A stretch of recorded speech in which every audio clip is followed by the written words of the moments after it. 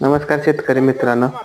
आमची जी घराजवळ बोर होती ती 4-5 दिवसापासून बंद होती. तर काल ती काढली व चेक केली.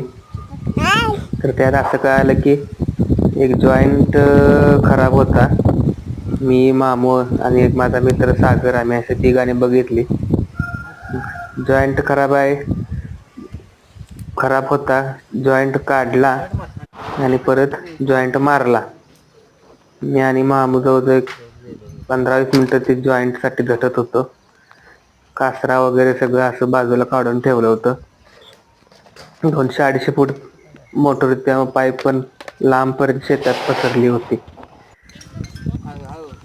ते सगळं जोडून झाल्यानंतर परत मोटर हाय अशी उभा केली व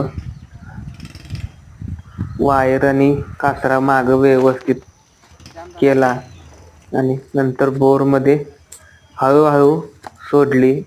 वरून 10 ते 15 फूटच खाली सोडणार होतो, जेणेकरून मोटर पाण्यात गेल्यावर आम्ही परत पॅनल जोडून चेक करणार होतो की या जॉईंट मारलेला बरोबर बसलाय का आणि चालू करून पाणी येते काही बघणार होतो. त्यासाठी हळूहळू वरची 10-15 फूटच आम्ही मोटर खाली सोडत होतो.